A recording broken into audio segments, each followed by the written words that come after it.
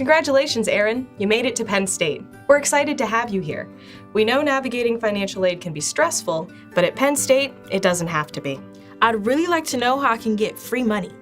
Scholarships and grants are free money sources that you don't need to pay back. You can apply for outside scholarships on our Facebook and Twitter pages. Don't forget to check the national search engines like collegeboard.org and fastweb.com for additional scholarship opportunities. You can visit studentaid.psu.edu to view scholarship opportunities offered through your academic college. Filling out the FAFSA will determine your eligibility for need-based grants and scholarships. So what happens now that my FAFSA's done? Since you've completed and submitted your FAFSA, you should have received an electronic award summary.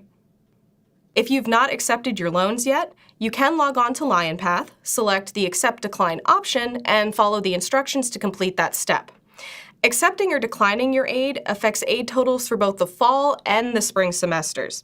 Keep in mind, you do not need to accept grants and scholarships. Pennsylvania residents who receive the PA State Grant should also visit FIA.org to ensure that the PA State Grant Agency has everything they need to post an individual grant. However, even if you've received and finalized your aid package, you probably still need to complete a master promissory note and entrance counseling on studentaid.gov. Do I really need to do that? If you want your federal direct subsidized and unsubsidized loans to disperse, you do.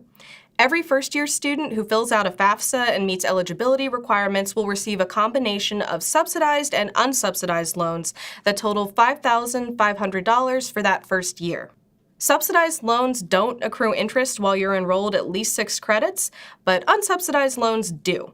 So your expected family contribution, or EFC, as determined by the FAFSA, will dictate whether you receive a combination of subsidized loans and unsubsidized loans, or only the unsubsidized loans. So since your EFC determines which loan type you receive, the Office of Student Aid cannot negotiate your aid package. What if I still need help covering the bill?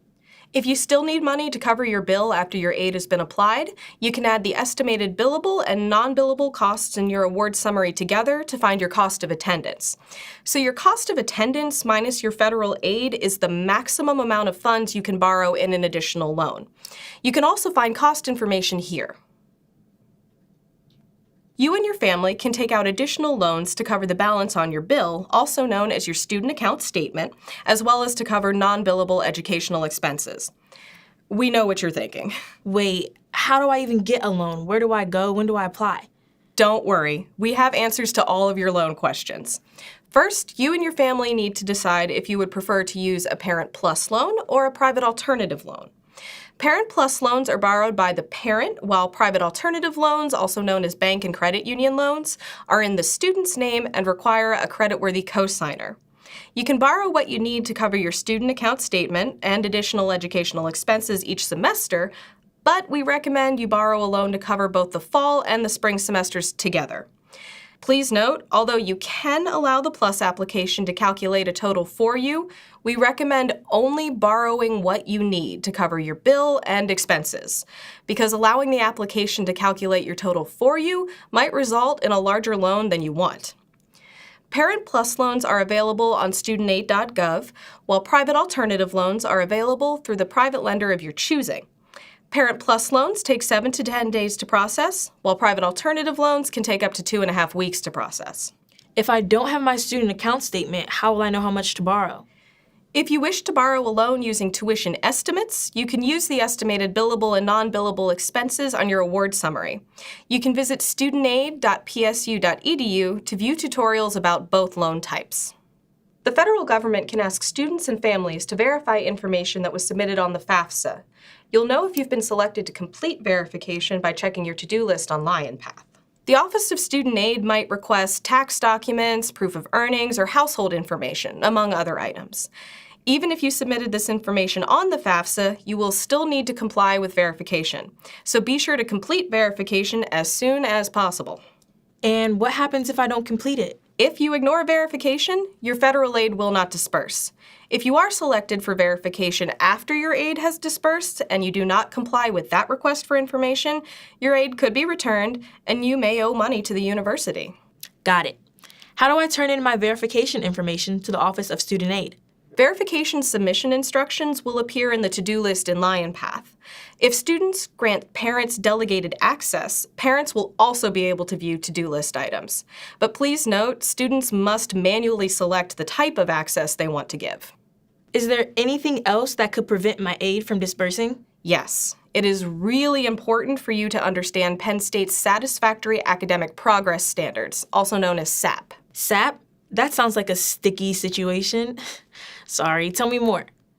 SAP requires that students meet 3 standards: completion rate, which means you have to pass and finish 67% of the classes you start; GPA, meaning your grade point average must be above a 2.0; and max time frame, which means you need to finish your degree in your allotted time. Failing to meet any of these standards can result in a loss of federal aid. So if you ever find yourself in this sticky situation, please contact the Office of Student Aid regarding our appeals process. Also, just so you know, we cannot discuss SAP issues with anyone except the student. Even if you're the parent paying the bill, the Family Educational Rights and Privacy Act of 1974, also known as FERPA, prevents the Office of Student Aid from sharing any SAP information without the student present. If a parent does contact our office about a SAP issue, they will be directed to have their student call or visit our office. This is great information. Is there anything else I should know? Check your Penn State emails. I'm sorry, I know you get a lot of email, but it is so important to keep up to speed with your university correspondence. Many offices at Penn State, including the Office of Student Aid, use your assigned university email address to communicate with you. So this is the email we'll use to reach out about aid, verification, and anything else you would need to know. So ignoring university emails could literally cost you thousands of dollars. Wow, there's a lot of information to know about this. I don't want to miss anything. It is a lot, but don't worry. Here's a reminder of our timeline and steps. First, accept your loans in LionPath. Then, complete your master promissory note and entrance counseling for your federal direct loans on studentaid.gov. Next, watch for student account statements and due dates. And finally, apply for a Parent Plus loan or private alternative loan if needed. Remember, before you get started with this timeline, be sure to check your to-do list items for verification. All right, thanks. I guess it's not as complicated as I thought. College is an investment in your future. The Office of Student Aid at Penn State is here to guide you through the financial part of that investment. If you have any questions about any of the important topics discussed today, you can visit the Office of Student Aid in person. You can also email or call our office. Our contact information is available on studentaid.psu.edu. Awesome. I think I have everything I need now. Wonderful. Just remember, if you do have any financial aid questions, we're here to help. Welcome to Penn State. Thank you.